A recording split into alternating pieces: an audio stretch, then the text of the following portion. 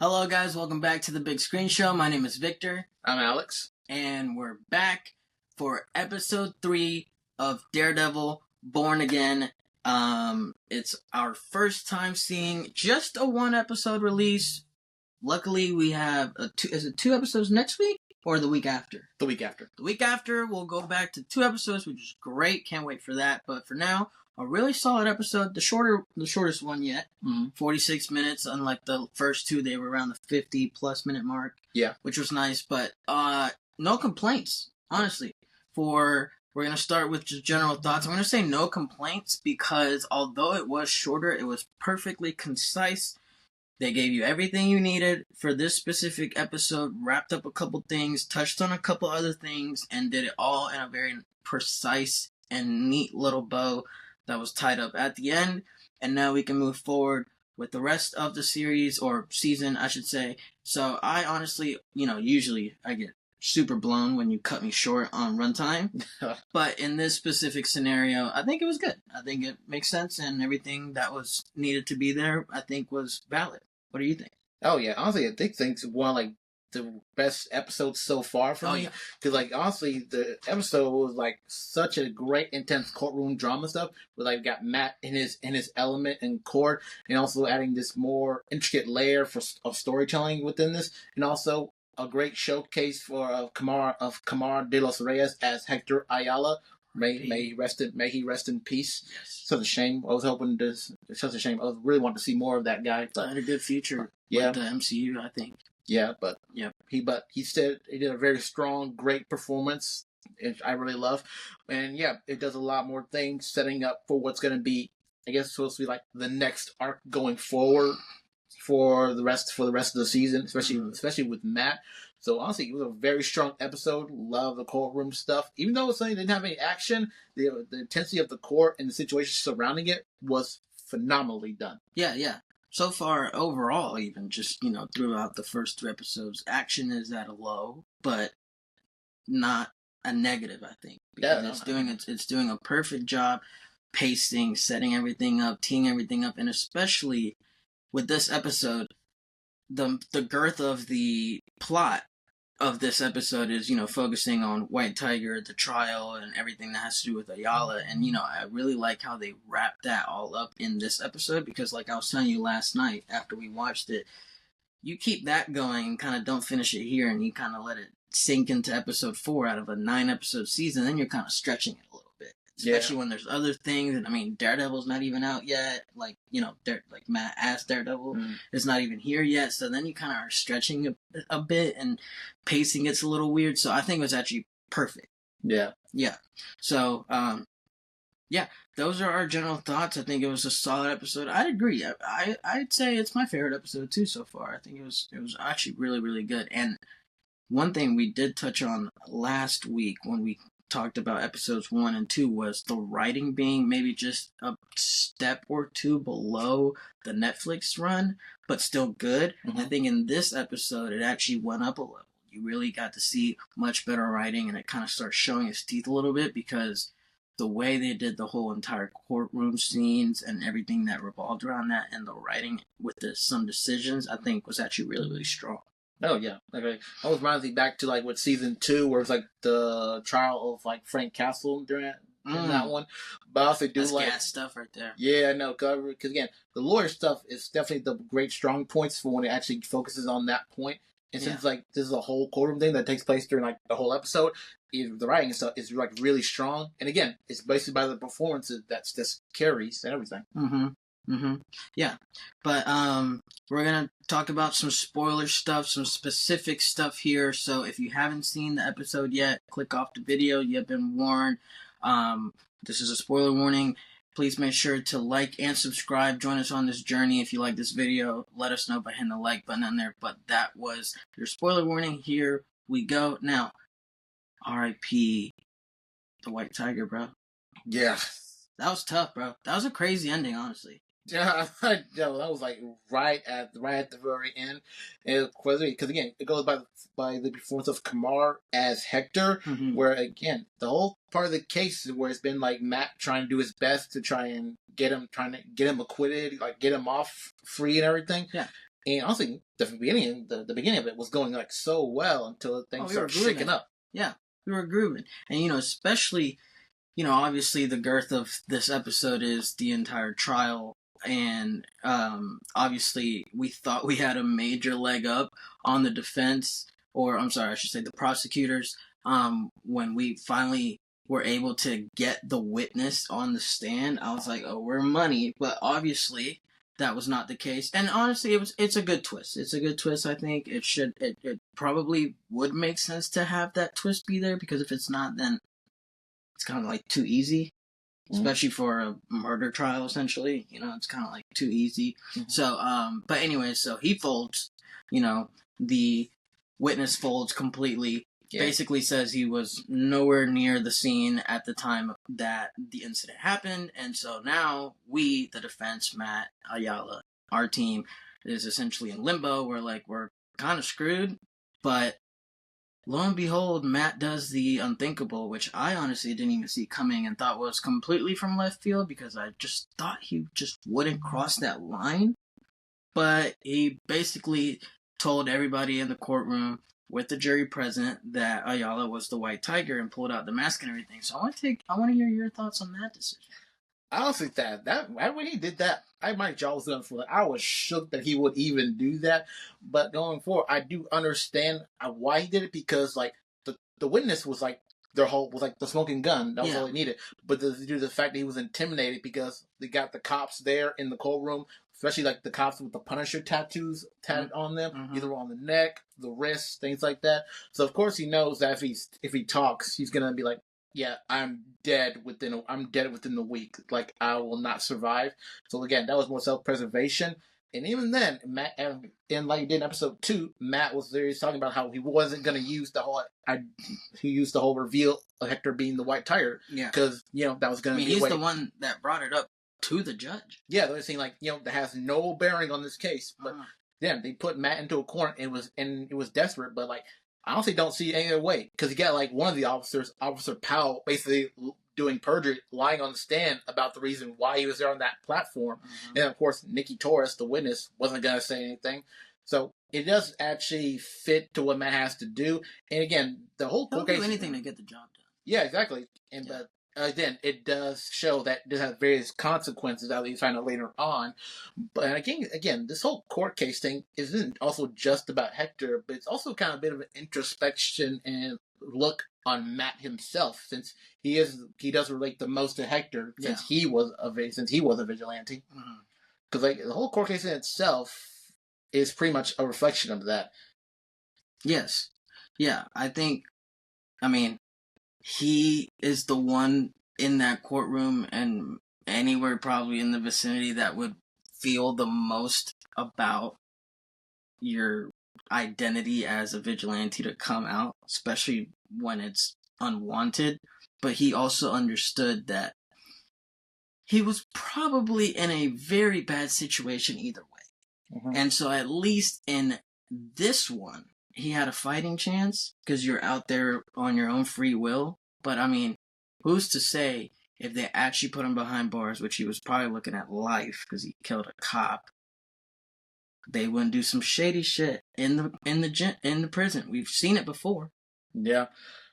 And if you go this route, at least you have a fighting chance that yes, now you have either a target on your back, or you have to hang it up forever, which Matt basically told him that. Yeah, it's like you're done. Yeah, because even when Matt told him that, Hector was like, no, even if that's the case, I find out, I'm still not going to stop, because it shows that being the White Tiger isn't a choice for me. It's who I am. And again, this also shows, again, introspective for Matt, because he's also always felt that way. It felt like a calling for him, because again, as it's stated, as we saw from the episode, by the end of it, like, the law can only do so much, but then when it comes to situations where the law doesn't do it, you do need to take matters into your own hands.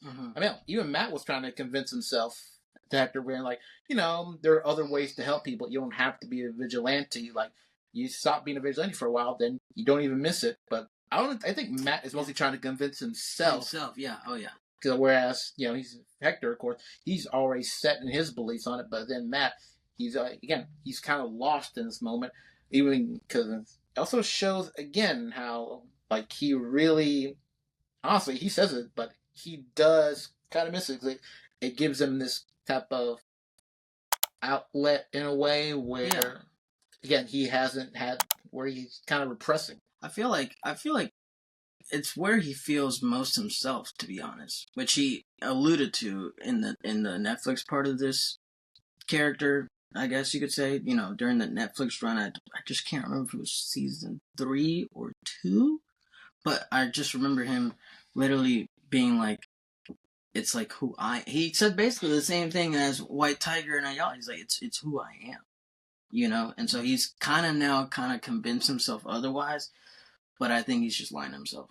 Yeah, but again, do like the showcase of how it basically also gives, like, this episode does have a whole good different take on vigilantes, where it's necessary, mostly because in the perspective, like, again, to showcase Hector's character in that he's a good person who wouldn't kill a cop on purpose or anything. He basically gets people, even cops, other civilians, basically giving their own testimony, saying like how they were in times of trouble and crisis, but Hector, as the White Tiger, helped them, basically creating greater respect for his character and showing that he is a hero who's doing the right thing. So, like, a person like this wouldn't do what they're saying. Yeah. It makes it question. He wouldn't kill a cop. Yeah. And also shows a greater commentary on, like, the necessity of vigilantes. Mm-hmm. Yeah. Because, like, there was one girl who was, like, in a car that was, like, burning or something, and he went in there to save her, and it's like, I'm sorry, but no police officer's doing that. Yeah, even a police officer made a statement how he was getting ambushed by a criminal, but literally Hector saved his life and helped him arrest the suspect. Yeah, exactly. Yeah. No, I mean, and ultimately that helped clearly because he got acquitted. Yeah, that was such a great moment right there. Yeah, because I was like, huge win, huge win. And then just to wrap up the White Tiger point, was a huge victory all for it to come crumbling down. We get a great shot of him kind of like putting on the suit and the mask and everything, and I was thinking like, oh, this is sick, because now they show him out there in the street. He hears a girl like screaming in the distance, and I was like, oh, bet, like we're about to see him in action. He's about to go save that girl, and then, like, woo, and then he gets killed by someone in a hoodie with a Punisher vest on. Intriguing. What do you think about that? Oh, I'm definitely positive that was definitely one of the cops. Because know it can't be Frank Castle, because Frank Castle doesn't. Like, what if it is? No, there ain't no way. Frank Castle always knows when to tell between an innocent or a piece of shit, somebody who's criminal. Yeah, you're right. And I'm just like, I'm so intrigued by this whole Punisher followers or whatever the case may be about this, but that whole plot line or whatever, very intriguing. Yeah, I know, right? Because even like the showrunner and producer was talking about, they're really literally paving the way up for this huge big moment for like the Punisher cops and John Bertolt's Punisher for this huge big confrontation or something like that. Because I really, after what these guys did, Frank is definitely gonna kill some motherfuckers. That's a good point. Yeah, I cannot wait to see that. Because then it also shows a very big commentary on like the whole like Punisher Back to Blues type shit from like real life, and also based off like what happened in like a Punisher comic where Punisher was also making sure that no cops were trying to share or use his symbol. But also another thing, what's crazy the most is that Hector actually getting shot and killed, that actually happened in the comics. Ah, yes, you did tell me that. Yeah, because that actually happened during the Brian Michael Bendis comic run, who was also a creative consultant and executive producer for this series and stuff too. And it literally was in Hector's story called, I think it was like the Trial of the Century. It was like a 3-issue arc where he was basically put on trial, but here's the major difference. In the comics, he was basically found guilty, and he actually tried to like fight his way out of the courthouse, and he actually took a police officer's gun. But when he stepped out off the courthouse, he literally got shot to death. Man. And literally, and the thing is, by the end of the issue, Matt found the person who actually committed the crime that Hector was framed for, and literally made him turn himself in. But the person that actually did the act felt actually guilty for what happened, and so he actually did voluntarily turn himself in.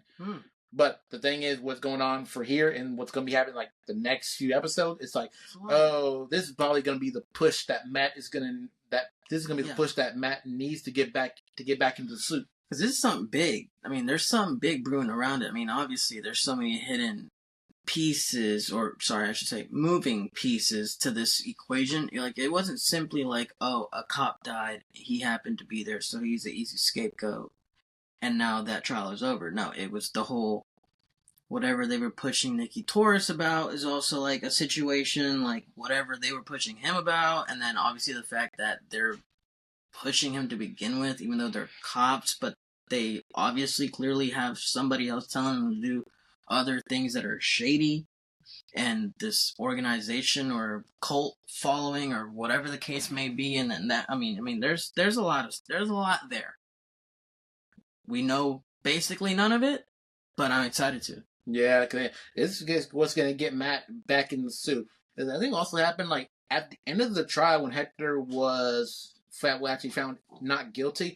There was this quiet moment where the courthouse was empty and Matt was there, and he's just like sitting there holding on to like the horn piece from his cowl was from his helmet, and that was also a bit of a moment there, like the courthouse was kind of like his church, because back in episode 2, Matt, ever since Foggy says, Matt hasn't been to church. Like, he doesn't even go in. The only thing he does, is stands outside and kind of hears a sermon and then walks away. But him being in the courthouse there is kind of like just as like his moment there, and just kind of pondering of whether what he did, of what he's doing is still continuing on the right way, or if he feels like he needs to kind of do a bit more, like his own inner contemplation turmoil. Yeah, because with church, he feels like he doesn't deserve it due to the fact that he basically pushed Bullseye off a roof to kill him. He survived, but the fact that he still did it, the desire to, kind of made him feel like he wasn't deserving of it. Especially how in the end he couldn't save his best friend. Yeah, man. I think he's still torn up about that. I mean, it's only been a year. I wouldn't be okay. I still wouldn't be okay. But he's pushing through, and he is doing good out there. There's just other people doing worse things. And speaking of, another thing that this trial kind of pushed, or should I say, another domino that fell from this trial ending in the way, well, really from this trial existing, but the fact that it went the way it did also kind of toppled a different domino, and it's probably going to start a whole domino effect on that angle. But Fisk, after seeing the results of this trial, is now really anal to get that anti-vigilante act thing going on. Yeah.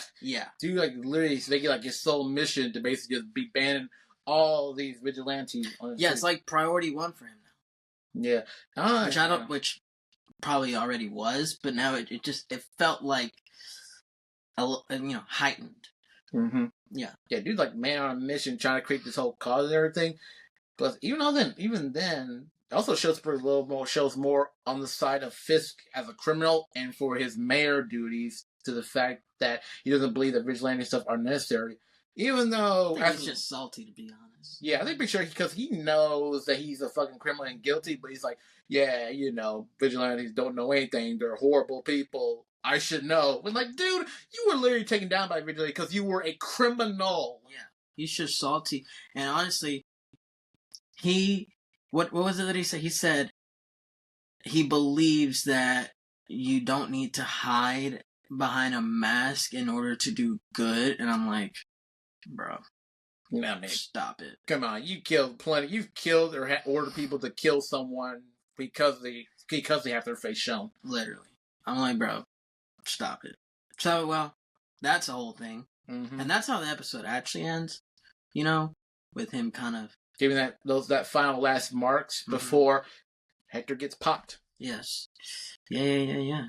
So, That's pretty much the girth of it now. So, but going back to that pacing topic that I was talking about earlier, it's good. You wrap up the Ayala White Tiger plotline, and it's all kind of its own little thing in this little sequence of its first 3 episodes in a 9-episode season, right? Mm-hmm.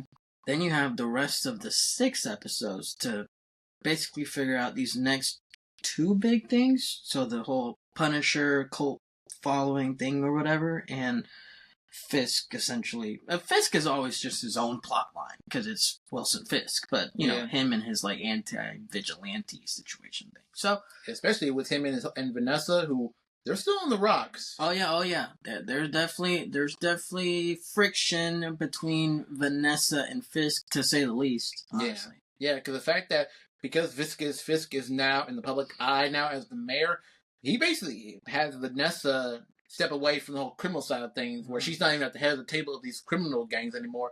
And as we find out later on, from like the beginning of the episode, after Matt and Hector have a talk while in cell, getting ready for the trial to start, the gangs that, especially like Red Hook Port, we're hearing about things about Red Hook, so like this Red Hook gang. So we're definitely hoping to hear more about that one, because I know that definitely has to be linking everything leading up to Foggy's death. That's an important thing. That's gotta get answered before this season ends. Yeah. But yeah, since the fact now that there's no one at the table, the other gangs are basically gunning for each other. They're starting a war. A little out of control. They're getting they think they have more power than they actually do. And that can be dangerous. Yeah, but Vanessa, she's like, we gotta take this head on. But it's like Fisk like, she likes it, bro. Oh yeah, she likes it. She loves that shit. Yeah. Back in season 3, she was ready to be all in on the criminal stuff. Yeah. And then leading up from like the first episode of this season, she was like thriving, making them so much money. I'm at the head of the table. I'm running this shit. Mm-hmm. But then with the whole political thing, with Fisk being mayor, she's like, wait, why are we stopping now? One of us should be at the head of the table. You should let me go and handle this stuff. But then Fisk is all like, no, let them destroy each other. For chaos must come before peace. Honestly, although I dislike the specific chaos that he's talking about, it's true if you think about it. Sometimes you need a little chaos before you get to peace. Yeah, and it always gets worse before it gets better. You know, that's another saying. Yeah, and it's kind of hard to disagree with Fisk due to the fact that he's been a criminal for most of his life and kind of how things work. He knows, yeah. But then again, and from a different perspective, you can almost kind of see Vanessa's kind of point a little bit there. Because again, she's just itching. That was Fisk's original method. Mm-hmm. You know, if you look at Fisk pre-born again, pre-mayor, if you will. Yeah. That was his way of handling stuff. It's like, we're handling it, and we're handling it now. There's a problem. You handle it, and you move on to the next thing, which is essentially what Vanessa's trying to do here. But, you know, I mean, as mayor, if you want to be a criminal, I'm sure you got to do your criminal activities in a different way, and that's what we're seeing now. Yeah, so I'm not sure how the whole thing is going to go between them. I see divorce in the future. Oh boy, wouldn't that be something? I think that would actually destroy him. You think so? Oh yeah, I mean seriously, he loves her, but like, bro, he kind of can't even look at homegirl. I mean, the tension between them two right now is like, no, because he's the one literally trying to keep the whole marriage stuff together. I know. In the original series for season 3, his whole thing for being like FBI informant, taking all these other organizations down to be the head of the boss, was all basically just to get back with Vanessa. Oh, I know. I mean, dude, that dude, literally, consistently throughout all the other seasons, Vanessa has literally been his obsession. I know. Trust me, I know. I'm just saying. Yeah, the way I see it, I'd almost think that the only way to bring Fisk back to a Kingpin persona thing would probably be if Vanessa dies. Yes, I agree. That's a good take. Yeah. Yes, that would definitely. Bro, I feel like you could put him live on Times Square at a big one of those big screens. He'd commit murder. In front of everybody, just not caring. Yeah. Like, he would be enraged like you've never even seen before if she died. Yeah, like for real. Yeah, I agree. She could definitely be the target of like from the trailer stuff that was teased for shows. She might be. What if she could be like the victim of Muse? Honestly, she could. Muse. Yeah, Muse is one of the villains, but like he's basically yeah, and also from the comics too, where this whole thing is like he's a graffiti artist, but he also does. He's the one that did that Punisher graffiti outside of the Informants. No, I feel like that might be the cop stuff, but there is always in every episode there's always like speed of graffiti art and stuff like that. So like he might have done like a few of them, but the other thing is that Muse actually goes around collecting victims and making like these artistic pieces and murals used from like their own bodies, their blood that he mutilates and kills. What? It's like a literally nightmare house of horrors art. He's gonna be in this season. Yeah. Oh shoot. Yeah, and honestly, with these, that's a whole. Hey yo, what? That's crazy. That's like Dahmer level monster stuff. Yeah, because that's what I'm thinking. Like, that's the way I see it. This next arc for like episodes 4 through 6, that's going to be a whole thing with like Matt coming back as Daredevil, as well as trying to deal with these like vigilante cops. Because I feel like after what happened in this episode, I feel like we are going to see John Berthel's Punisher in either the next episode or in the back-to-back episodes 5 and 6 in 2 weeks. Okay. Then I think after that one, after we establish Matt being back as Daredevil and finally becoming like going back to it again. Yeah, nice. And then I think we're then gonna go into maybe episode 6. We're gonna go into the setting up probably at the end of episode 6, the start of like Muse as a villain, and then Matt trying to get back into trying to track this person down. Because I feel like Muse and hopefully the whole Red Hook thing and the rest of like Fisk's own arc with Vanessa and the gangs, that might all become tied together. Yeah, all tying together with Matt coming back and embracing his identity to face this big serial killer sicko, and then hopefully the whole Red Hook port thing with Foggy and stuff like that, and then Fisk probably back into the Kingpin role while still trying to do like other Mara stuff on the side in some way or another. But then somehow that whole Muse plot line, it kind of gets out of hand because New York's Finest can't get him and like can't track him, and like he's serial killing people and all this, and who's the only one that could save him? Daredevil, or stop him? Daredevil, and then that takes down Fisk's entire like anti-vigilante thing. Yeah, see, I don't in the public's eyes. Could be. You see what I'm saying? I don't know. That's a leeway. That's just a little side note that I just thought of. But if it plays out that way, I'd be very happy with the season. Yes, I think that's good. You're close to see what you're going for, but I think you see what I'm saying. Like it'd be like this thing, like Fisk is like, we don't need vigilantes, blah blah blah blah blah blah. And, you know, him doing his own mayor thing, and then like there's a serial killer out on the loose, New York's Finest can't handle him, and then other news headlines like, why can't the police find this serial killer? He's out on the loose. And then boom, Daredevil's like the one who brings him down. And then everybody's like, see, we do need vigilante.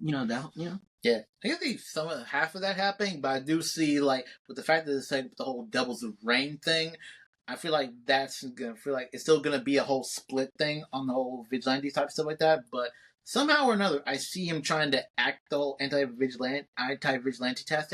Because again, in Devil's Reign in the comics, Fisk literally had an anti-vigilante task force. Although in the comics, that was also made up of like criminals that were basically kind of like Suicide Squad-esque, like criminals that are basically out to do their job of stopping vigilante. Yeah. That's like probably like either reduced sentence or kind of like a parole type thing. Yeah. So I mean, I doubt they're gonna go that far due to the fact the whole like different types of way with like MCU aspect. But and I feel like also 9 episodes. Yeah, and I feel like the best thing they're gonna do is probably do like a whole like task force with like police officers and something, having like a new type of rules or like rules of engagement or like how they proceed with these vigilante type stuff specifically. Man, we will see. It's getting exciting though. Yeah, it's getting exciting, and the crazy part is, so far, it's only been kind of just teeing it up. Mm-hmm. It's teeing everything up. Only like one plot line essentially has been complete, which again, kudos to them because I think they did a nice job with that, with the White Tiger and Ayala situation. But moving forward, I think pretty much everything is teed up now. Well, not everything, because I didn't know about this Muse thing, by the way. But that sounds super intriguing. Can't wait for that. But that's definitely not teed up yet. Or maybe it is. I don't know. Maybe it actually comes out of one of the things we already know. Yes. And just, not noticing. Yeah, I will say that back in, I think it was either episode 1 where Matt's girl Heather was at this book signing thing, and we see this one guy, this one kid. Yeah. I'm pretty sure that's Muse because he has this weird vibe going on. Like, I think I need help. It was, oh, dude, yes. Oh, that was, and also I think about what if Matt's girlfriend is going to be Muse's victim, bro, the first victim, or just gets wrapped in it. Yeah, or just hey. They could be cooking, guys. They could be cooking. So far, it's good. Yeah. So far, it's good. They could be cooking. We clearly have some ideas. And we'll just have to see if they actually pan out that way. But so far, so good, I think. Oh, yeah. Yeah. Solid. Really, really great so far. I mean, I'm just glad they got to keep this consistency up. They got to keep it up. Only elevate. Don't go down. Yeah. Please don't go down. But if you keep it here, solid. Yeah. Yeah. I think it's good. Next week's episode is actually crucial because, like I said, going back to so far, it's kind of like a perfect. I teed up all these things and I completed this. It almost felt like the ending of the first chapter of a book.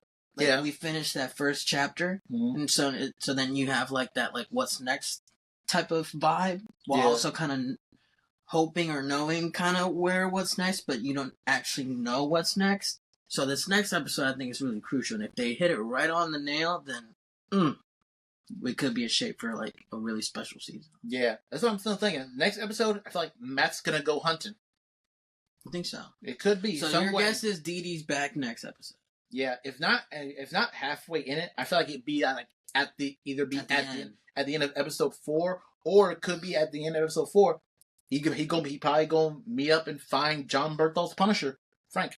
All I know is that there's one thing I know for sure is that the opening of the episode is definitely got to be with the aftermath of Hector's family, his wife, his niece, his sister, or something like that. Just that whole tragedy. Yeah, and I'm pretty sure they're probably gonna blame Matt too, since the fact that they're thinking he wouldn't be dead if he didn't expose his identity.